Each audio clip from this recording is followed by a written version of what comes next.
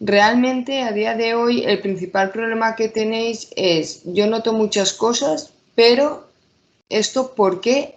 Y lo más importante, ¿tiene solución? Bien, lo primero es que cuando vais al neurólogo, muchas veces vais con las mismas quejas. Sabemos que el síndrome es un síndrome autoinmune con una afectación neurológica. Esta afectación neurológica puede afectar bien al sistema nervioso central o al periférico. No quiero daros una clase de neurología, pero me parece muy importante, sobre todo porque con las preguntas que me ha transmitido desde la asociación, sí que habían algunas dudas respecto a esto. Cuando una lesión o un síndrome tiene lesiones tanto en el sistema nervioso central como periférico, hay que diferenciar esa patología, porque cuando nos centramos en el sistema nervioso periférico es cuando aparecen las neuropatías. Esas neuropatías que sé que un gran porcentaje de vosotras sufre. Y esas neuropatías, realmente el mejor abordaje se hace desde el área de neurofisioterapeutas, no desde la neuropsicología. ¿Por qué? Porque la neuropsicología ahí lo que puede hacer es un apoyo emocional, una, guiar, guiar esa evolución y ese afrontamiento de lo costoso que puede ser esa sensación y esos déficits que puede crear o puede causar una neuropatía. Pero cuando se trata del sistema nervioso periférico, los neuropsicólogos no entramos más, no tenemos tanta importancia como un fisioterapeuta. ¿Dónde tenemos más importancia? Cuando la afectación neurológica se centra en el sistema nervioso central.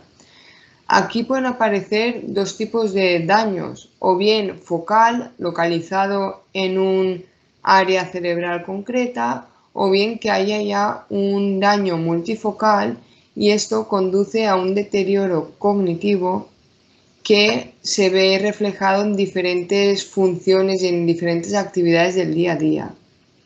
Aparte de las migrañas, cefaleas, que pueden aparecer también cuando la afectación se centra en el sistema nervioso central. Bien, ¿por qué os digo todo esto? Porque realmente no hay mucho apoyo científico, sí que hay y cada vez más.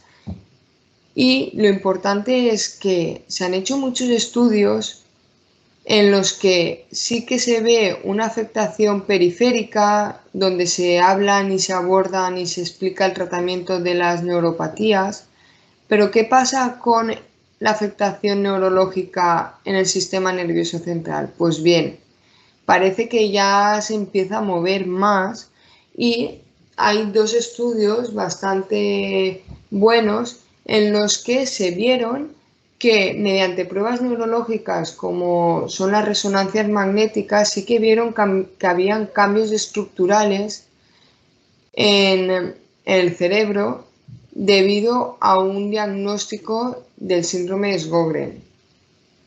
Y no nos quedamos ahí, sino que estos problemas neurológicos que se ven reflejados en las resonancias se hizo una valoración neuropsicológica en la que vieron que sí que habían fallos en ejecutivas, sí que habían una degeneración cortical y sobre todo, y indudablemente justificado, problemas emocionales, con todo lo que supone estos cambios en el día a día de cada persona, está más que justificado que a nivel emocional nos afecte.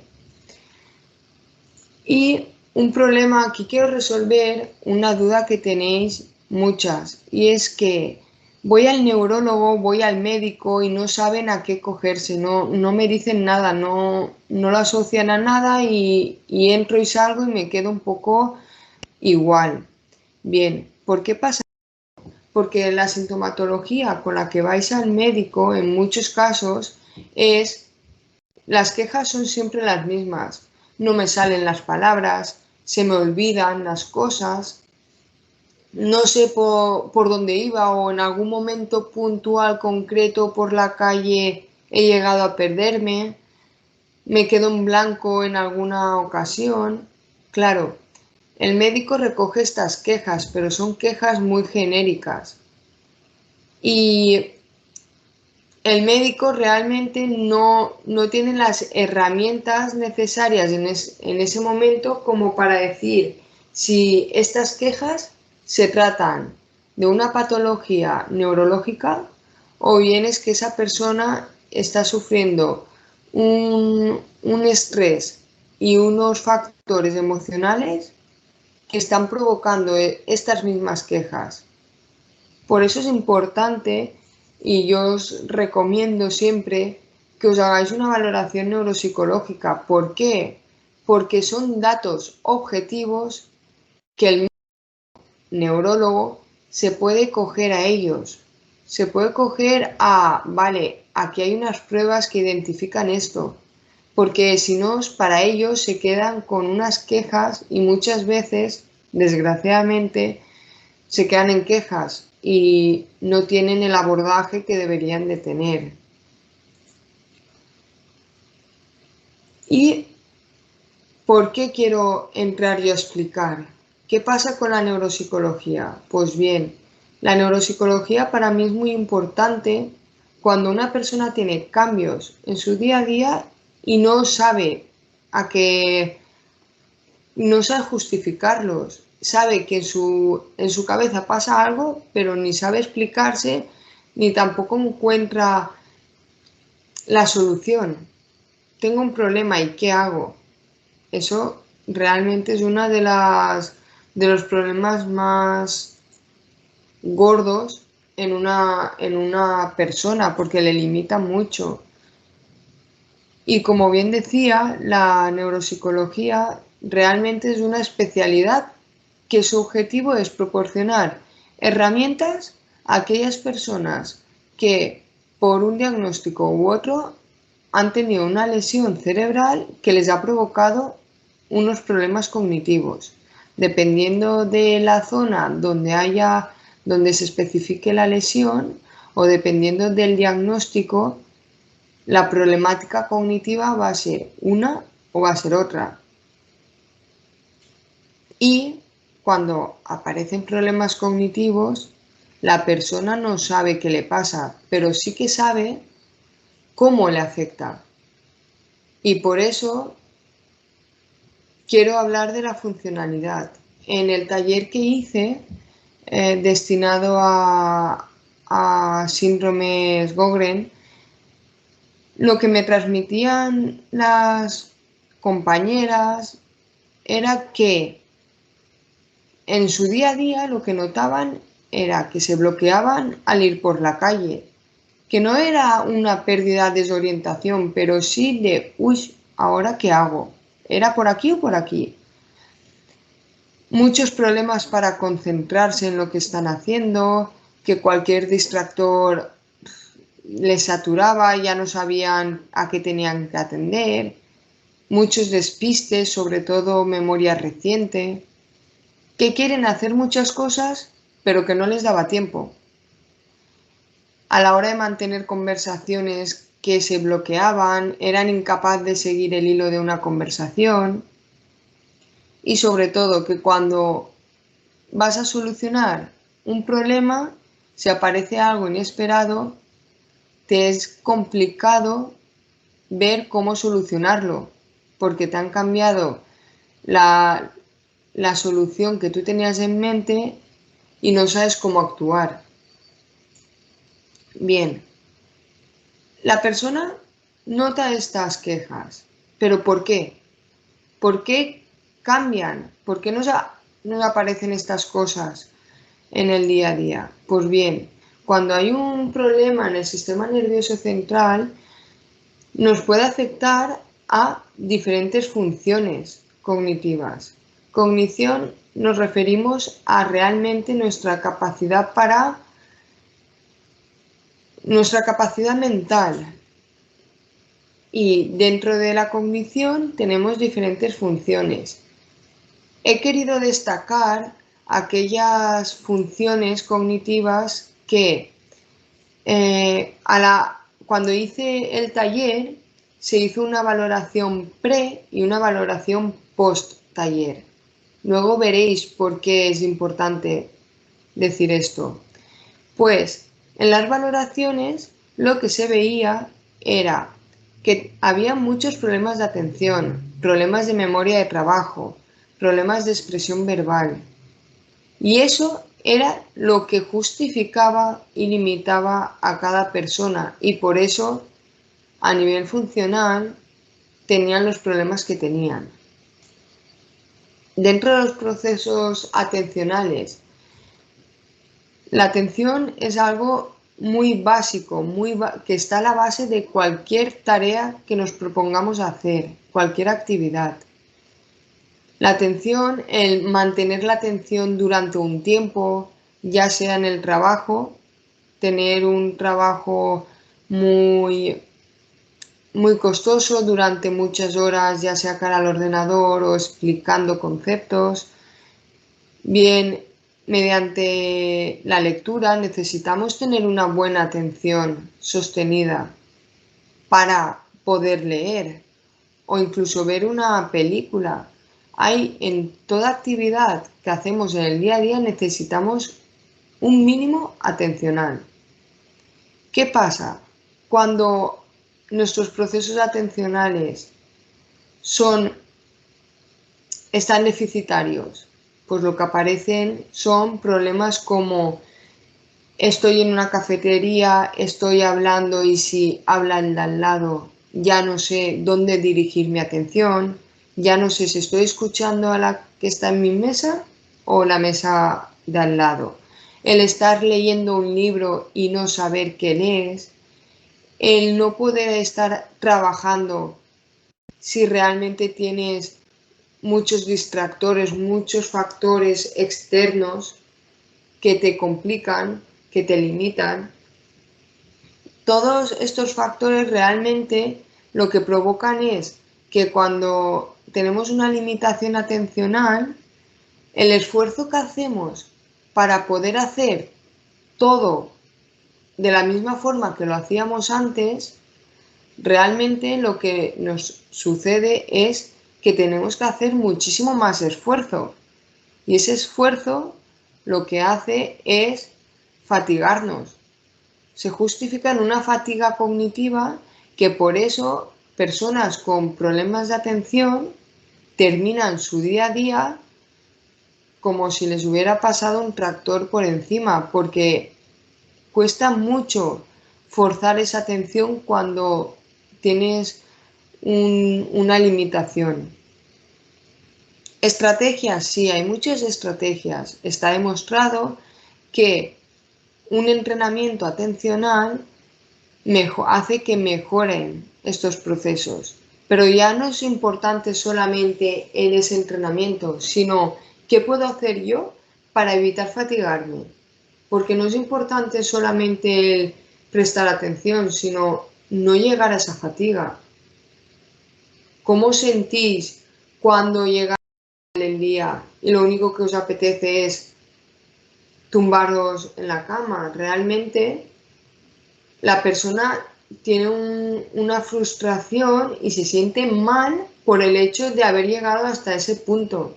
Entonces hay muchas cosas que tenemos que cambiar antes de llegar a esa sobrecarga atencional, porque tampoco es bueno. Podemos hacer diferentes cambios a lo largo del día que vamos a conseguir que al final del día nuestros recursos atencionales no estén tan sobrecargados.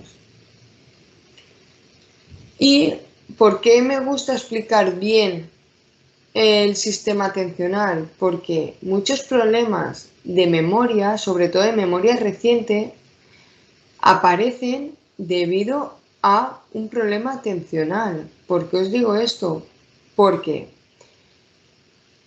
si tú quieres memorizar algo, ya sea una conversación médico, ya sea una conversación telefónica, algo que te han dicho en el trabajo o incluso recordar algo que necesitas hacer 3 horas más tarde, para recordarlo, primero tienes que atender a esa información que te están proporcionando.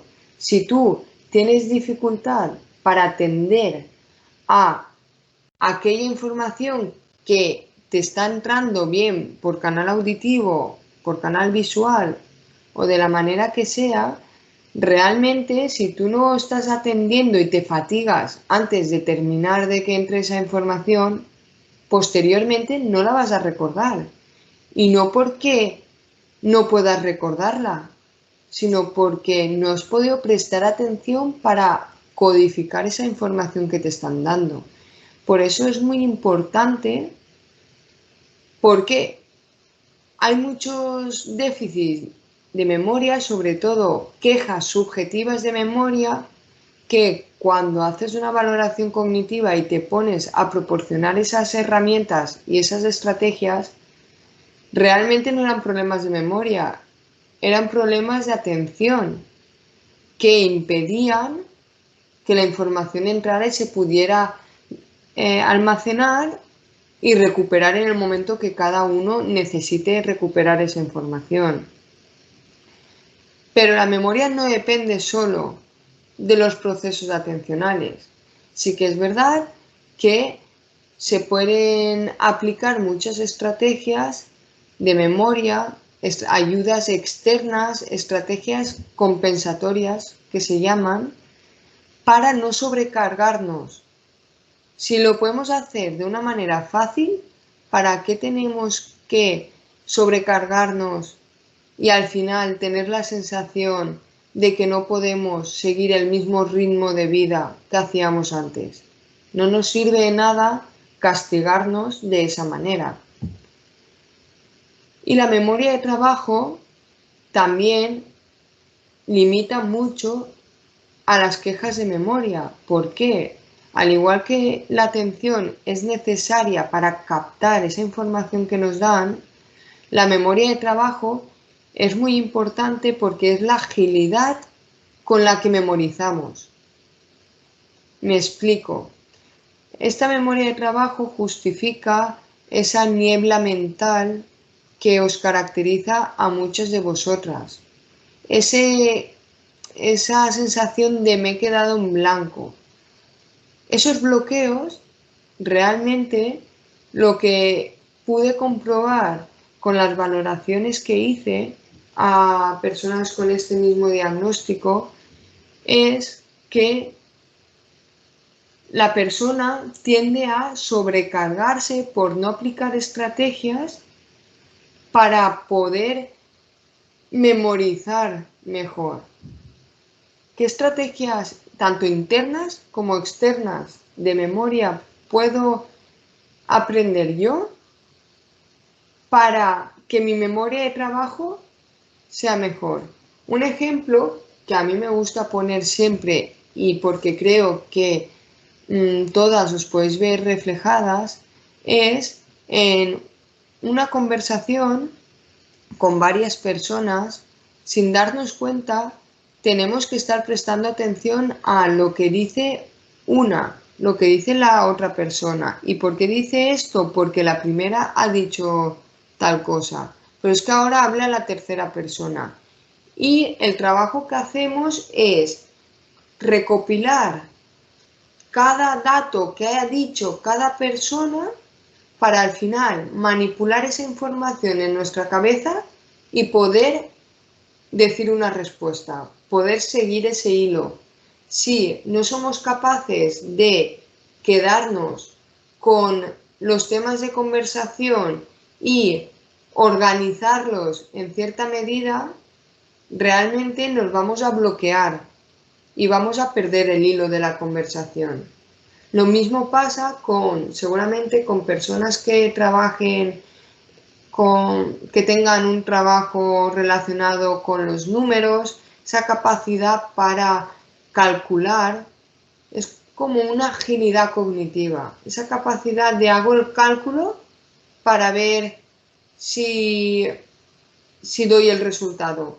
O el mero hecho de ir a comprar, sabes que llevas 5,70 €, quieres coger 4 cosas y mentalmente dices, vale, pues si he cogido el estropajo que vale esto, el queso que vale lo otro y tal, me llega, tendré suficiente. Ese trabajo cognitivo también es memoria de trabajo, es agilidad. Y la memoria de trabajo afecta mucho también a la hora de expresarse. ¿Por qué me bloqueo? No es que se te olviden las palabras, como aparecían en las preguntas que me habéis facilitado. Sí que había gente con despistes a la hora de hablar, se me olvidan las palabras, no se olvidan las palabras, es que tu agilidad para encontrar la palabra en ese momento dado no es buena, por lo tanto, ¿cómo vamos a terminar? Bloqueándonos. Y sí, hay una serie de estrategias que nos puede ayudar. Las estrategias siempre se intentan adecuar a cada persona. Cada persona las tiene que generalizar en su entorno, porque cada una tiene un estilo de vida, cada una tiene una reserva cognitiva, cada una tiene un entorno que es diferente al resto de cualquier otra persona, aunque sea dentro del mismo diagnóstico. Y os he comentado que en un estudio se había demostrado que habían problemas en ejecutivas. ¿A qué se refieren con ejecutivas? Con ejecutivas se refieren a memoria de trabajo, a problemas de organización y planificación, a problemas de expresión verbal y problemas de flexibilidad. Bien, los problemas de organización y planificación es, o quiero darle su importancia porque algunas quejas son de no llego a hacer todo lo que quiero hacer en un día. Y es que el diagnóstico también tiene un signo, el cual es la velocidad de procesamiento. Cuesta más tiempo procesar la información. No se trata que no puedas procesarla en absoluto, pero sí que vas a requerir de más tiempo para solucionar un problema o para hacer cualquier tarea, para pararte a pensar y resolver un problema vas a necesitar más tiempo. Y debido a este enlentecimiento cognitivo, que no lleguemos a hacer las mismas cosas que hacíamos antes. ¿Por qué? Seguramente por una mala organización y una mala planificación de nuestro día a día. Y proporcionar estrategias para que la organización y la planificación se lleve a cabo, muchas veces lo que sucede es que la persona consigue hacer todo lo que se había propuesto de una manera más realista y se sobrecarga menos. ¿Por qué? Porque no va con evitamos la ansiedad de tengo que ir aquí, tengo que ir al otro sitio y aún me queda todo esto por hacer. Hay que ser conscientes de qué puedo hacer y hasta dónde puedo llegar. Es primordial en este tipo de casos. Los problemas de expresión verbal, me refiero a problemas lingüísticos, a ese fenómeno de la punta de la lengua y que estáis acostumbradas a no me sale una palabra, me bloqueo, cambio de tema y en este apartado realmente lo importante es proporcionar estrategias para evitar el bloqueo, que ese tipo de problemas pueden aparecer y sobre todo cuanto más ansiedad aparezca en una persona, más bloqueo se va a ver. Entonces, a día de hoy, aunque la situación del COVID nos tenga aislados, sigue siendo muy importante la comunicación y sobre todo es muy importante para cada una de vosotras el comunicar y el expresar lo que siente, porque si no expresamos todo lo que sentimos, los niveles de ansiedad van a aumentar y por lo tanto va a aumentar toda esta sintomatología cognitiva. Entonces es muy importante el aplicar estrategias que nos sirvan para evitar ese bloqueo, porque en el momento que dejes de bloquearte, te vas a relajar y por lo tanto vas a seguir acudiendo a esas conversaciones y lo más importante, controlamos la evitación porque el principal problema de esto es que la persona empieza con un bloqueo, pero cada vez los bloqueos aparecen más continuamente y al final la persona decide, pues no voy a tal reunión, no hablo aquí, no hablo allí y termina por no tener comunicación por el simple hecho de no saber expresarse. Y por otra parte, la flexibilidad cognitiva es algo que nos sucede en mayor y menor medida y es la capacidad de adaptarnos a cuando aparece algo que era inesperado, tener la capacidad de no puedo solucionarlo de esta manera, voy a solucionarlo de otra manera, porque eso nos proporciona un alivio tremendo a la hora de seguir con las tareas que tenemos a lo largo del día. Y una vez explicada lo que, y espero que lo haya explicado bien para que me entendáis, porque es muy importante trabajar la cognición para entender la importancia de todo esto. ¿Qué podemos hacer nosotros? Lo que podemos hacer es aplicar en nuestro día a día estrategias y para ello quiero centrarme en la estructura del taller que hice, que se centraba en 6 sesiones en las que cada sesión se proporcionaba unas estrategias que cada persona tenía tiempo para incorporar en su día a día, para ver cómo le podía mejorar, cómo podía aplicar todo esto, ya sea por problemas de atención, ya sea por problemas de memoria, problemas ejecutivos, sobre todo de memoria de trabajo y de planificación, y los problemas de lenguaje, ese miedo a no poder comunicar. ¿Por qué me gusta expresar esta estructura del taller?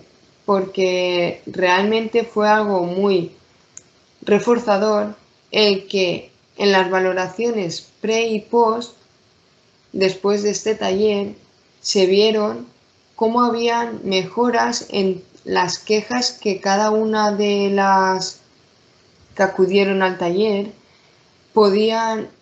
que presentaban quejas y con la mera explicación y puesta en práctica de las estrategias no es que se vaya a eliminar, ¿vale? No estamos diciendo de tenemos una varita mágica que va a eliminar todo esto, no. Pero sí que las estrategias consiguieron dar más calidad de vida a aquellas personas que tenían que convivir con estas limitaciones.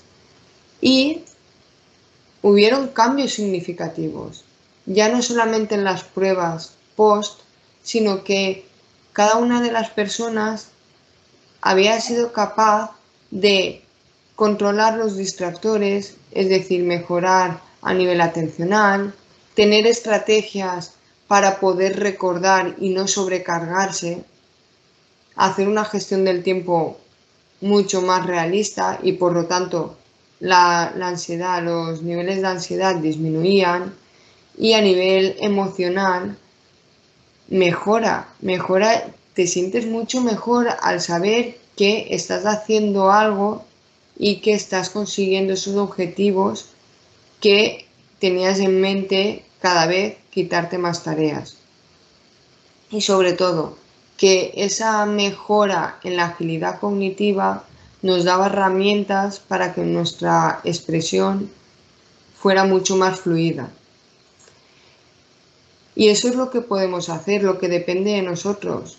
Sí que es verdad que hay muchos factores que pueden limitarnos, pero al menos la parte cognitiva sí que tiene una etiqueta y sí que hay herramientas que pueden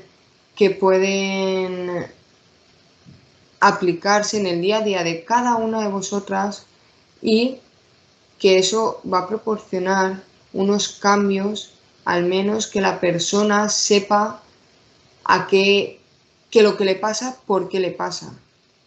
Esa preocupación constante que algunos de vosotros tenéis. También quería responder algunas preguntas que no sé si no lo he respondido. Me hablabais de de un medicamento, el Dolpaquine, creo, del Paquine. Realmente no tiene por qué tener afectación cognitiva. O sea, no tiene por qué afectar a las alteraciones neurológicas, esta parte cognitiva que hemos explicado. Sí que hay otros que afectan mucho y que por ello cada una de vosotras alguna vez me ha transmitido que tenía mayor problemas para todo, para realizar cualquier actividad. Y esta es mi presentación que quería transmitiros, solventar las dudas que teníais, que me han transmitido y que seguro que no he podido responder a muchas de ellas. Y por eso os pido que toda aquella persona que tenga alguna duda, que se ponga en contacto conmigo, que me responda, que me escriba, que yo suelo responder a todo para para ayudar en la medida que esté en mis manos. Y bueno, hasta aquí mi ponencia, espero que haya servido de ayuda y nada, espero que ahora me podáis preguntar todo lo que necesitéis. Muchas gracias por escucharme. Muchas gracias. Perdona. Muchas gracias a ti, Carla. Comentarte que el fármaco medicamento del que estábamos hablando era el Dolquine.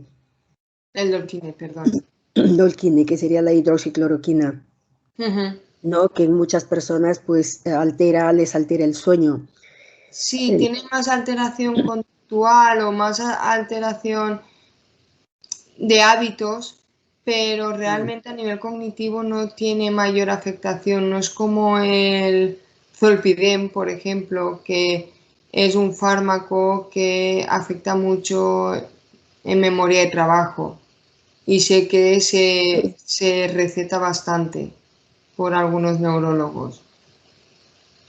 Bueno, aunque muchas de las preguntas ya has respondido, no sé si dentro del público alguna más querría hacer otra pregunta, quería preguntar algo. Perdona, antes de dar paso a alguna otra persona, quería preguntarte sobre lo que es el miedo y el estado de pánico que tienen muchas personas con Sjögren. ¿Nos puedes hablar sobre esto? Tiene Sí, que ver, dime. tiene que ver con esta neblina mental, con estos despistes, con estos, bueno, no sé si llamarlo deterioro, en cierta forma deterioro cognitivo, ¿no? Tiene que ver algo, bueno, tiene que ver algo. Sí, tiene que ver bastante. Tiene que ver mucho con el afrontamiento a esta nueva situación. Claro, entre la poca información que os dan, que os veis un poco solas, ¿no? De cara a afrontar toda esta sintomatología y realmente sin ningún tipo de estrategia y que alguna persona, más de una seguro, nunca había escuchado nada de esto. ¿Qué pasa? Que no tienes herramientas ni apoyo. Estoy hablando de inicialmente cuando te dan un diagnóstico. entre el poco apoyo que tienes, esta forma inesperada de qué me está pasando y no saber qué hacer para mejorar, nos intentamos solucionar muchas cosas sin saber cómo. Entonces la persona tiene unas limitaciones cognitivas, un diagnóstico sin saber cómo hacerlo, y eso lo que provoca es un estado de pánico y un nivel de ansiedad muy elevado, como pasa con muchísimas personas cuando se enfrentan a una situación totalmente nueva y que no se sienten preparados. Ya. Pero porque no les ha dado tiempo a prepararse antes. Eso es. Mira, también comentabas de que con relación a las pruebas médicas que nos podían hacer para valorar ese cansancio mental, ¿no? Esa especie de cansancio mental. Comentabas de que era importante tener una valoración neuropsicológica para presentarse al médico, porque uno va al médico y generalmente esto se minusvalora. ¿A quién tenemos que acudir? ¿Al neurólogo? ¿Al reumatólogo que nos llevan? ¿A quién tenemos que acudir? Realmente es una lucha que síndromes como es el Sjögren, que no, y otros, por ejemplo, un perfil muy parecido que puede ser como la esclerosis múltiple, otros síndromes, realmente cuando la persona empieza a notar esta sintomatología, los neurólogos no suelen darle tanta importancia. Entonces, realmente es un neuropsicólogo el que tiene que valorar. El neurólogo te puede derivar al neuropsicólogo. Eso es lo que se debería hacer, porque el neurólogo, la herramienta que tiene es, como en una de las preguntas, Jenny, me veía que a alguien le había hecho una valoración que es de Sí, una valoración de deterioro cognitivo tipo Alzheimer, pero eso es. son test de cribado que, que no sirven para una persona que estamos ante un perfil de 50 años que están aún trabajando. Ahí sois un grupo muy disperso, de diferentes edades y muchos factores, pero sí que es verdad que hay gente joven y que un test de cribado no soluciona nada. Es que el neurólogo no tiene tampoco las herramientas para hacer un test centrado en cada una de estas funciones que os he explicado. ¿Por qué? Porque ellos se centran en las pruebas neurológicas de Eso es. neuroimagen. Eso es. Eso es. Entonces, ¿a Porque quién voy? eso El es. neurólogo no me puede hacer esto, pero por desgracia eh, la seguridad social tampoco cubre en muchos casos la neuropsicología. Pero entonces nos encontramos en una especie de perdidos, en una especie de... Vamos, tú no te encuentras bien. A ver, entonces, si no me pueden resolver, entonces la situación es ir a un neuropsicólogo. Al menos el neuropsicólogo te va a valorar y te va a decir qué te pasa, por qué te pasa esto, o sea, dónde tienes tu principal problema y qué puedes hacer para al menos mejorar y tener herramientas. Yo en ningún momento hablo de que van a desaparecer, pero para la persona es un alivio saber que el principal problema lo tiene en tal función cognitiva y qué puede hacer para mejorar eso. Y eso avanza, se mantiene estable. A ver, en algún estudio sí que se ha visto que hay cambios estructurales. Realmente eso lo puedes coger con pinzas, porque cambios estructurales cambia, el cerebro se degenera, ¿vale? Eso es ley de vida. Otra cosa es que se haya visto cambios estructurales con personas que no deberían de tener esos cambios por edad. No es lo mismo tener cambios estructurales a los 85 que a los 62. Claro, estamos ante dos situaciones diferentes. Dependiendo de casos, sí que puede haber un deterioro cognitivo. Lo que yo veo es que las personas que tienen estrategias y que lo pueden coger desde el inicio, esa evolución es mucho más sostenida y mucho más llana. No estamos hablando de un cambio brusco de cuestión de 3 años. Vale, Pero y sí el que es deterioro, importante que la persona lo sepa. Si tú no sabes qué puedes hacer, no lo vas a hacer. efectivamente. Y Y lo pero único que haces es aislarte de todo aquello que realmente te tienes que exponer para que tu cerebro trabaje. así es. Pero, ¿y si en el caso de que hubiese un deterioro cognitivo, Mm, que también se puede dar, sí. entonces eso también va por neuropsicología o va por neurología simplemente? El que lleva el control del caso siempre va a ser el médico, que el médico es el neurólogo. El neuropsicólogo lo único que puede hacer es llevar las valoraciones, llevar el seguimiento, ayudar a la persona y facilitarle ese trabajo al neurólogo y que el neurólogo vea realmente lo que está pasando. Porque si no, para el neurólogo es, pues igual está pasando una mala racha o a nivel emocional está mal y por eso tiene pérdidas de memoria.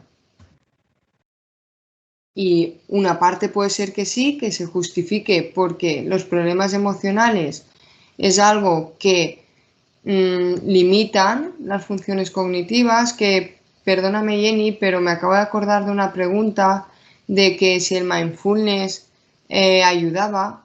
Sí, Realmente el mindfulness lo que te hace es estar más tranquila, más relajada para aquellas personas que le vienen bien. Está genial porque esa tranquilidad lo que te va a hacer es que la ansiedad disminuye y si disminuye la ansiedad a nivel cognitivo vas a estar mejor. vale. A ver, otra cuestión.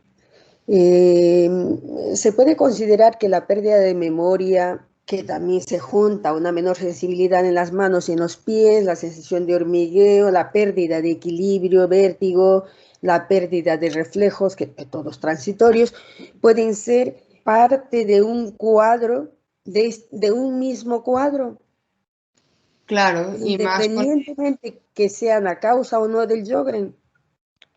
Sí, a ver, pueden ser del mismo cuadro. Estamos viendo que la afectación existente en este síndrome afecta tanto al periférico como al central. Entonces, se puede hacer un cuadro como es este que me estás comentando.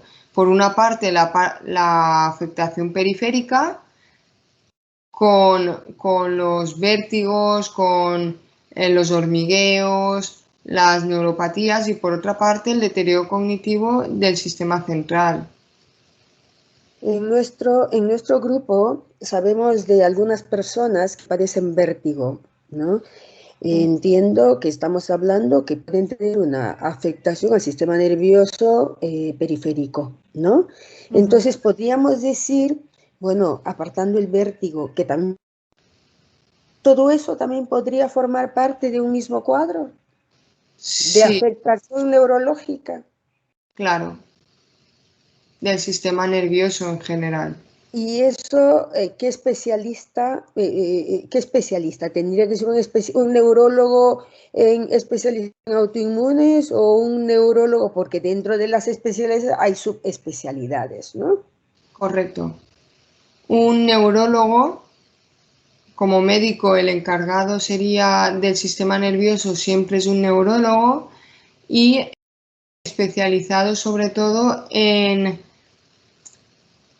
no quiero decir el nombre degenerativas, porque no es así, pero sí que son los neurólogos que mejor enfoque tienen para este tipo de sintomatología.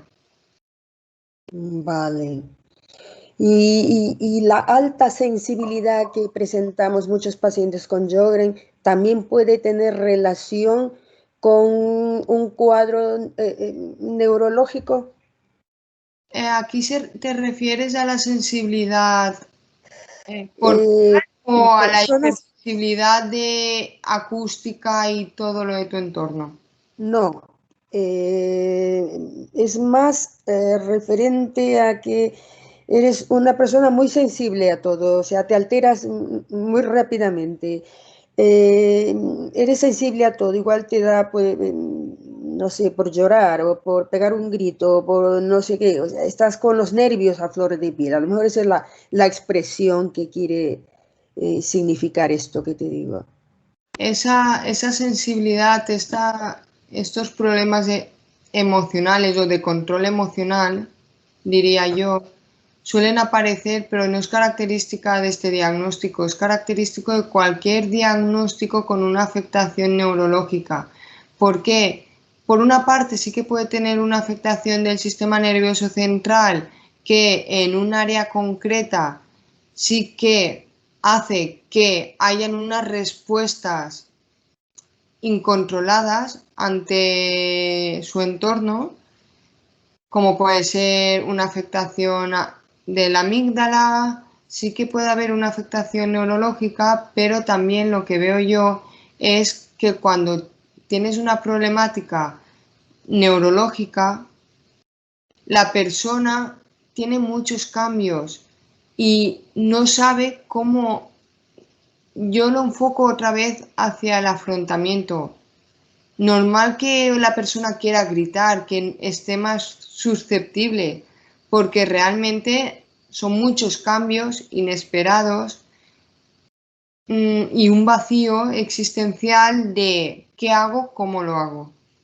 Entonces se Sí. juntan ambas cosas, pero realmente no podemos decir sin una prueba neurológica concreta. Y a día de hoy yo por lo menos no he leído nada que refiera que en el síndrome de Sjögren haya este tipo de afectación concreta que pueda justificar la sensibilidad.